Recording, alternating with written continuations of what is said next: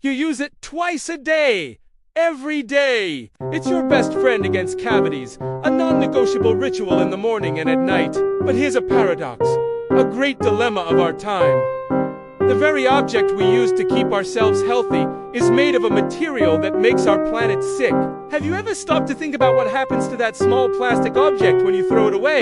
Today, at the Museum of Trash, we're going to unmask the true hero of your oral hygiene. Its story is older than you think, and its environmental impact is truly terrifying. Did you know that millions of toothbrushes end up in our oceans every year? Get ready to feel a mix of curiosity, a little bit of fear, and a lot of admiration. This is the dark secret of the toothbrush. Look closely at it. It's a perfectly designed object, a plastic handle, usually made of polypropylene and nylon bristles. Its mission is simple, to keep your mouth healthy. It's the guardian of your smile, the first line of defense against the bacteria that cause cavities and gum disease. Every morning it helps you wake up, and every night it prepares you for sleep with that unmatched feeling of cleanliness. But the rest, that paradox again, the object for our health is made from a material that sickens the planet. Plastic, that miraculous material that defines the modern era, hides a very uncomfortable truth. Plastic fulfilled its promise of convenience and hygiene, but only for a little while. No one imagined that this miracle solution would turn into a gigantic problem decades later. And although we associate the toothbrush with modern hygiene, the idea of cleaning our teeth is much, much older than you think. In fact, it's prehistoric. Let's travel 5,000 years back in time. In ancient Egypt, people used chewing sticks with frayed ends to clean their teeth. They were twigs from specific trees, chewed until the fibers separated, creating a kind of primitive brush. The same thing happened in Babylon and many other ancient cultures. Oral hygiene has always been a human concern. But the first modern toothbrush with bristles actually appeared in China around the 5th and 10th century. And what were those bristles made of? Siberian pig hair. They were taken from the neck of Siberian pigs, which made them stiffer, and then tied to a handle made of bone or bamboo. This technology eventually reached Europe, but it didn't become very popular. Let's be honest, people didn't love the idea of putting animal hair in their mouths. The real change, the revolution that would put a toothbrush in every bathroom in the world, arrived in 1938 thanks to the company DuPont. They invented nylon. Nylon replaced pig hair, offering a solution that was more hygienic, more durable, and much cheaper to mass. The plastic toothbrush became a symbol of mass hygiene and modernity. The context was post-war society, the rise of consumerism and mass production. The promise of a cleaner, easier, healthier life was everywhere. And for a time, plastic fulfilled that promise. Your dentist tells you to change your toothbrush every 3 or 4 months. This isn't just a whim. During those 90 days, your toothbrush is a warrior fighting off plaque and food debris. But it's also a magnet. Think about the warm, humid environment of your bathroom. It's a paradise for microorganisms. Did you know that a single toothbrush can harbor millions of bacteria, including E. coli and Don't worry, your immune system usually keeps them under control. But it's a good reminder of why it's so crucial to replace your brush regularly. And this is where the final transformation happens the moment you throw it away. After its loyal service, its bristles worn out and its effectiveness reduced, you toss it in the trash, thinking you've done your part, that you've closed the cycle. But for the plastic toothbrush, that's only the beginning of its longest and most problematic journey. A journey that will last much, much longer than you. And now, for the scary part.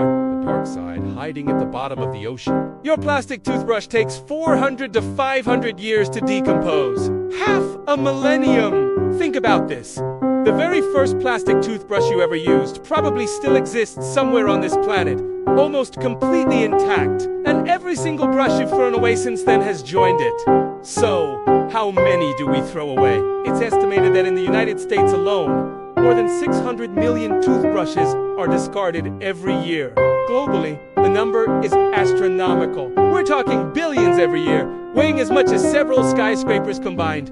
The problem is twofold. First, it's made from a mix of plastics. The handle is polypropylene. The bristles are nylon. and sometimes there's rubber on the grip. This mixture makes it nearly impossible to recycle in conventional plants. It's what you might call an orphan wasteland object our recycling system simply has no answer for. Second, unlike plastic bottles that float and form those infamous garbage patches, toothbrushes are small and dense. They don't float in the Great Pacific Garbage Patch. They sink! They settle on the seafloor, polluting ecosystems we can't even see, releasing microplastics as they slowly break down over centuries. It's the invisible monster hiding in the depths, affecting marine life in ways we are only just beginning to understand. In fact, toothbrushes are among the most common plastic items found during beach cleanups, worldwide visible proof of a problem that is mostly hidden underwater. But there is hope! And here comes the part that inspires admiration. Awareness about plastic pollution has grown enormously, and with it, so has innovation. The world has woken up, and the solution comes from a material the Chinese already knew about centuries ago: bamboo. The bamboo toothbrush is now the most popular eco-friendly alternative. The handle, made from one of the fastest-growing plants in the world, is biodegradable and compostable. It returns to the earth in a matter of months, not centuries. The bristles are usually still nylon, but at least 95% of the product is no longer a problem. And if you're someone who likes giving things a second life, your old plastic toothbrush can still be useful at home. Not only that, but there are companies innovating with brushes made from recycled plastic, giving new life to waste that would otherwise pollute. Others are creating brushes with replaceable heads, so you only throw away a small part while keeping the handle for years, drastically reducing waste. So don't just throw it away without thinking.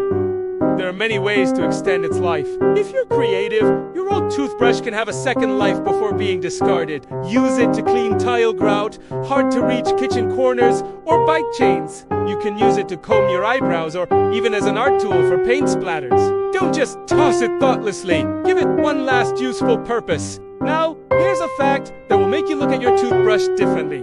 The modern toothbrush, as we know it today with bristles coming out of the head, was invented by an English prisoner named William Addis. In 1780, while in jail, he noticed people cleaned their teeth with a cloth dipped in salt and soot. He thought there had to be a better way.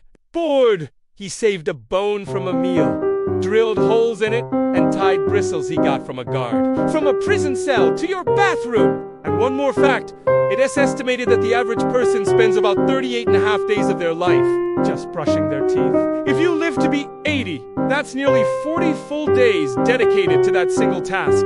It's worth thinking about the impact of those 40 days. The toothbrush left us a legacy of health and an inheritance of plastic. It has been an incredible tool that dramatically improved our quality of life and even our life expectancy. The good news is a longer, healthier life with less pain and more smiles. Then came the electric toothbrush, the one that buzzes, vibrates, and sometimes makes more noise than it produces results. People say it's modern, but it's been vibrating in human bathrooms for more than 60 years.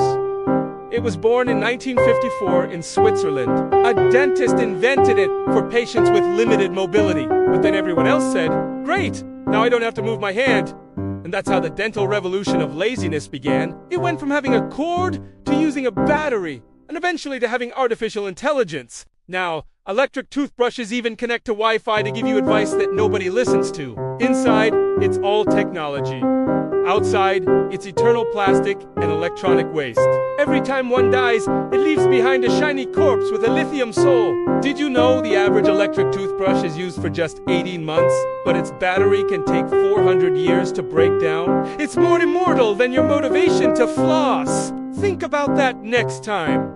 The bad news is a waste product that will outlive us for centuries, a silent problem accumulating at the bottom of our oceans. The choice is yours. Will you keep using the 500-year toothbrush, or will you join the bamboo revolution and explore other sustainable alternatives? If you dared to explore the secret of your toothbrush, subscribe to the Museum of Trash. We want you to be part of the change and explore with us the impact of the objects that surround us. Thanks for watching.